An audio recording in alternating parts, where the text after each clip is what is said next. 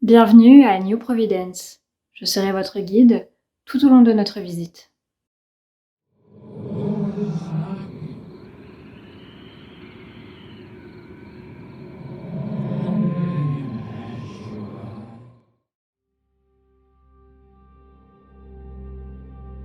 C'est joli, Lyon. Je vais vous raconter un souvenir. Avant, quand j'étais encore à l'université, je me baladais souvent dans le 7e arrondissement de la ville. C'est pas franchement le plus beau, mais comme ma faculté était dans le quartier, j'ai eu le temps de m'imprégner des rues, de découvrir tous les tacos à néon, les épiceries étrangères, les cafés et les bars, les boutiques avec des noms de mauvais goût. Il y avait une boutique en particulier qui m'avait intriguée. Cléopatra, un bazar égyptien. Je passais quasi tous les jours devant, parfois à pied, souvent dévisageant la devanture, derrière la sécurité d'une vitre du tramway, décélérant pour atteindre son arrêt. Je jetais toujours un œil sur cette boutique à l'esthétique de notre temps, un peu kitsch. C'était un jour comme un autre. Cette fois-ci, je me suis arrêtée plus longuement devant cette boutique. Sur les présentoirs donnant sur la rue, je pouvais y voir beaucoup d'objets provenant du Maghreb et du Moyen-Orient.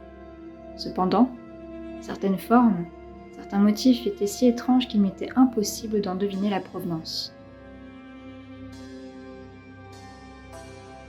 C'était un jour comme un autre. Cette fois-ci, je suis entrée dans la boutique. Il y avait une odeur d'ambre et de myrrhe. C'était chaud, c'était suave. Avec une note de fond sentant la poussière et le renfermé. Le devant de la boutique était déjà très chargé, l'intérieur ne l'était pas moins, bien au contraire. Je n'ai pas tout de suite rencontré la personne gérant les lieux. J'ai flâné un moment entre les artefacts, à la recherche de l'inspiration. Peut-être me conterait-elle les souvenirs de tous ces objets qui avaient traversé le temps et les frontières de ce monde. Alors que je me dirigeais vers de vieilles couvertures brunes de livres anciens, un vieux monsieur est sorti de l'arrière-boutique en me saluant chaleureusement. Un vieux monsieur à la barbe longue, blanchissante, et une somptueuse soutane bordeaux brodée d'élégants symboles d'or. Ce personnage semblait lui aussi provenir d'une autre époque, peut-être la même que tous ces objets. Je me suis d'ailleurs permise de poser une question. Est-ce que tous ces objets sont vrais, ou est-ce des reproductions ? Et en me souriant, il m'expliqua que cela dépendait. Il suffisait de lui demander. Ainsi, en désignant certains trésors qui attirèrent mon attention, il commença à me raconter les histoires de ces reliques. Je ne sais plus vraiment combien de temps j'ai passé à discuter avec cet homme, mais j'ai terminé par lui demander quelle fut l'histoire de ce vieux livre qui m'attira plus tôt. Et il me répondit par une autre question. Savais-je ce qu'était le Necronomicon ? À ce moment précis, je ne savais pas encore. Il entreprit donc de me raconter l'histoire de son auteur avant de me parler de l'objet.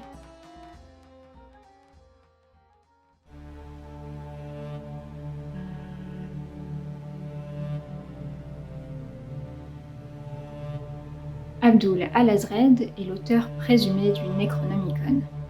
D'après le gérant du Cléopatra, il aurait vécu sous le règne des califes omeyyades aux alentours du 8e siècle de notre ère, voire même à la toute fin du 7e siècle.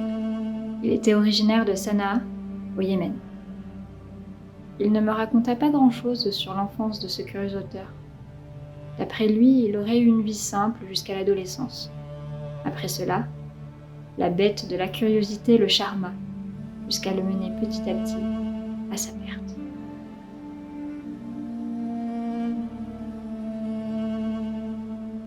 Al-Azred visita les ruines de Babylone, les souterrains secrets de Memphis, vécut 10 ans dans la cité sans nom, située au cœur du Ad-Dana, ou désert pourpre, en Arabie Saoudite, et enfin se rendit à la légendaire Irem, la ville aux 1000 piliers.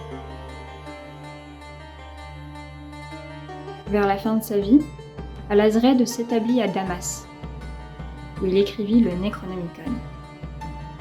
Sa mort, datée en l'an 738, aurait donné lieu à bien des récits horribles et contradictoires.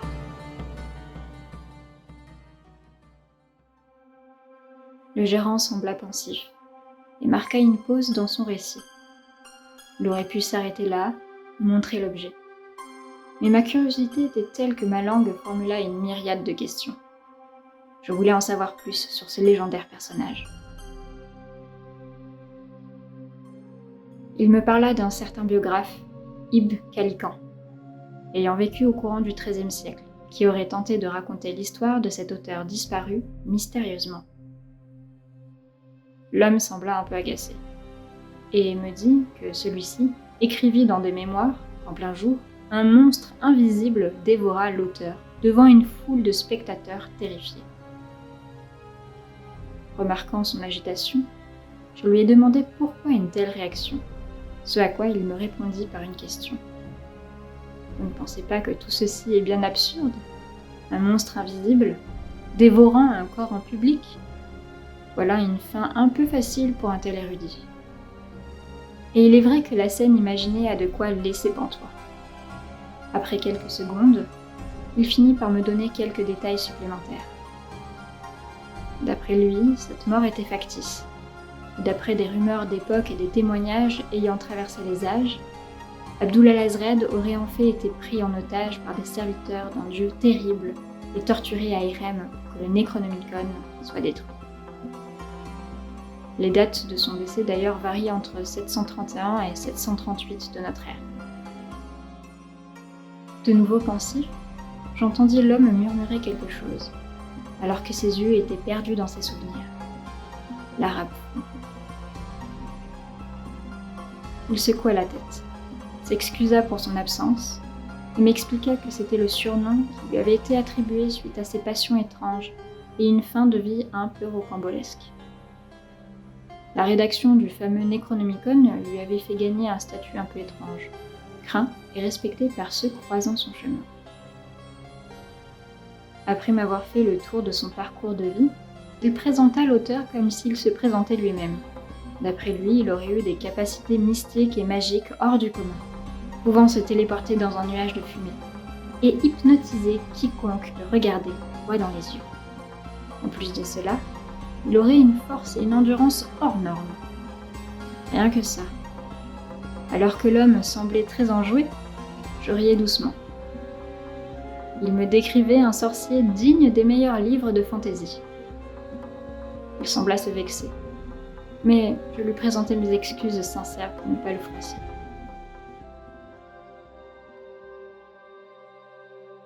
Étant le maître du Necronomicon, il invoquait des démons pour attaquer les autres physiquement ou mentalement, en utilisant la puissante force de la peur pour intimider et contrôler ses serviteurs. Mais cette fois-ci, ce fut lui qui ria à son récit, trouvant ces dernières anecdotes tout à fait indignes et grotesques, ajoutant que parfois, le récit fantastique venait même à donner des noms de dieux impies, tels que Yog-Sothoth et Cthulhu, comme référence dévotionnelle à cet arabe fou. Le gérant m'assura que cet Abdul al-Azred était un simple musulman, probablement mal inspiré par un djinn farceur. Il continua en me disant qu'il existait d'autres récits alternatifs au sujet de sa vie. Certains spécialistes, autoproclamés, précisa-t-il, estimèrent la mort d'Abdul al-Azred à 731. Dans les années 20, un certain docteur Laban Shrewsbury et son assistant Nilan Colum prétendirent avoir découvert le lieu de sépulture d'Al-Azred. Plus précisément, ils dirigèrent une caravane de Salalah, au Mans, et ont traversé la frontière avec le Yémen. Là, Shrewsbury et Colum auraient trouvé la zone désertique, inexplorée que le Necronomicon nomme Roba el-Eliye, ou Roba el-Khaliliye, peut-être une forme de Rabia al-Awaliya. Il peut s'agir d'une référence au Rub al-Khali, ou le quartier vide, la vaste partie sud du désert d'Arabie. Au centre de la zone, ils ont découvert la cité sans nom, un soi-disant domaine d'un dieu nommé Astur. Ce Shrewsbury semblait avoir d'étonnantes croyances en ce qui concerne Astur. Ainsi, il aurait franchi les portes du territoire sans nom à la recherche du lieu de la sépulture d'Al-Azred. Il aurait trouvé la porte de la chambre funéraire d'Alazred et appris son sort. Le gérant n'avait pas l'air très convaincu de cette version et la décrivit quasiment systématiquement au conditionnel. Dans cette version, Alazred a été kidnappé à Damas et emmené dans la Cité sans nom, où il avait auparavant étudié et appris certains des secrets du Necronomicon. En guise de punition pour avoir trahi le secret des dieux, Alazred a été torturé, puis ils l'ont aveuglé et ils lui ont coupé la langue, et finalement l'ont exécuté. L'entrée de la chambre prévenait de ne pas le déranger, mais Shrewsbury a continué en entrant dans la chambre et en ouvrant le sarcophage. En me décrivant la scène d'horreur, le vieil homme se mit à ricaner, comme fier de lui. Vu la tête que j'avais dû faire à l'époque, choqué par son détachement, il devait y avoir de quoi rire, ce qui me dérangea profondément. L'homme reprit son sérieux afin de terminer son récit. Bien qu'il ne restât que des tapis, des os et de la poussière d'Alazred, le sarcophage contenait également une copie personnelle, incomplète, du Necronomicon, écrite en alphabet arabe. D'après les notes de Shrewsbury, ce dernier aurait utilisé la nécromancie pour rappeler l'esprit d'Alazred et lui ordonner de dessiner une carte du monde telle qu'il le connaissait. Après avoir obtenu la carte, révélant l'emplacement d'une cité nommée Hailey et d'autres lieux secrets, Shrewsbury laissa finalement Alazred retourner à son repos éternel. Le gérant secoua la tête en souriant, me disant que ce mage ne se serait pas aussi facilement laissé avoir par un être aussi ingrat que Shrewsbury, et que celui-ci raconta très certainement toutes ses fadaises pour se montrer mondain. D'après le vieil homme, Alazred était plus malin que cela. Avant de terminer le récit de la vie de ce mystérieux auteur, il entreprit de me raconter une dernière version de la vie de cet aïeux, un peu plus poétique. D'autres sources estiment que cet arabe fou serait un certain Khalid ibn Yazid, également connu simplement sous le nom de Ali, utilisant un nom inventé de sa jeunesse. Ali serait l'auteur du Kitab al-Hikma al-Nazmiya, traduit plus tard par Liber Stella Sapient, ou Livre de la sagesse des étoiles de Ali. Pour terminer, Ali aurait été tué par des djinns invisibles et serait finalement devenu un lac. En me disant cela, une nouvelle fois son esprit s'enfuit vers un ailleurs que je ne connaissais pas, comme s'il savourait un moment de vie agréable qu'il ne retrouverait jamais.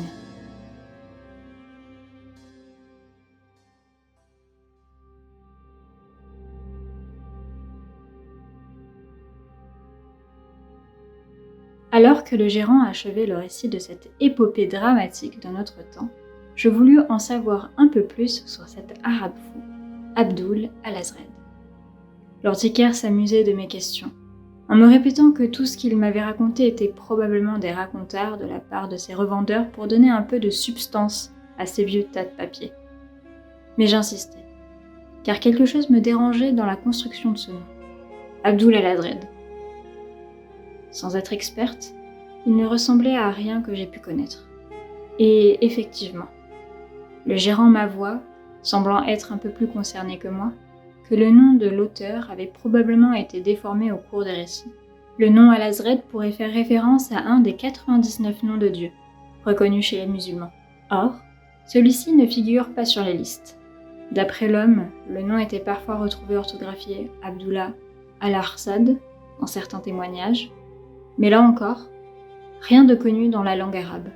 Il supposa que cela pouvait être une sorte d'étrange titre, car parfois le nom Alazred semblait être remplacé par arabe fou. Mais dans tous les cas, le prénom utilisé, Abdul, n'est pas un prénom arabe. Du moins, à cette époque, il devait se faire suivre de l'un des noms de Dieu.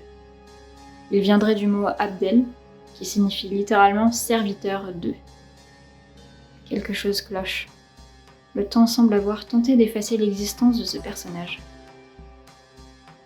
Le vieil homme me proposa une autre hypothèse, où Alazred serait une corruption d'Al-Hadrat, signifiant les présences. Ou si nous essayons de tordre toutes les solutions, alors son nom signifierait le serviteur des présences. Enfin, quelque chose comme ça. Ou encore, l'adorateur du grand étrangleur ou du grand dévoreur. Dans tous les cas, ça ne semble pas être le nom de naissance de l'auteur, mais plutôt un titre cryptique en lien avec ses curieuses passions. Une autre idée s'invita dans la discussion, et l'homme estima que ce nom n'avait peut-être rien à voir avec de l'arabe, étant donné que l'auteur était originaire du Yémen. Ainsi, ce nom pourrait dire en yéménite « celui qui voit ce qui ne devrait pas être vu ». Mais, encore une fois, rien de rassurant.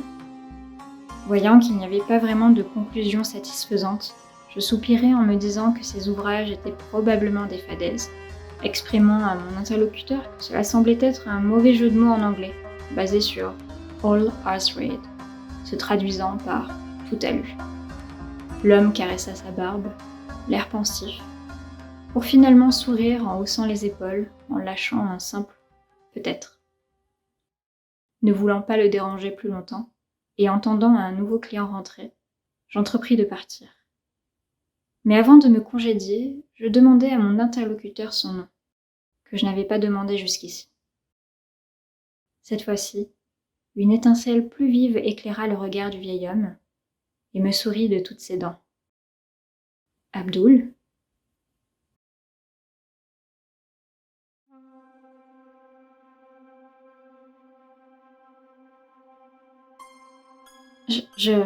J'avais du mal à entendre. En rentrant chez moi, à l'époque, j'avais fait quelques recherches au sujet de ce fameux Abdul al-Azred, auteur maudit du Necronomicon. J'avais essayé différentes graphies, dans l'espoir de trouver quelque chose de concluant sur Internet. D'après les pages de différents wikis et quelques érudits, Abdul al-Azred était un simple personnage fictif inventé par Lovecraft, mentionné pour la première fois dans la nouvelle La Cité sans nom, parue en 1921. D'ailleurs, ce nom était certainement un des nombreux pseudos de l'auteur. Personnage énigmatique, aux nombreux macabres surnoms, il fut aussi le protagoniste super vilain d'un comics américain par Marvel. Cette entité mystérieuse contaminera la pop culture, se retrouvant également dans un épisode de South Park, célèbre série américaine satirique, loufoque et particulièrement trash. Visiblement, c'est un personnage qu'on a plutôt tendance à rencontrer n'importe où.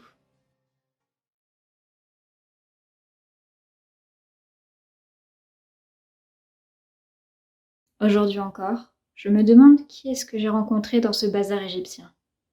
Probablement que cet homme se moquait de moi, dans l'espoir de me vendre une vieillerie sans valeur. Ou peut-être pas. Depuis, cet étrange couplet s'invite dans mon esprit.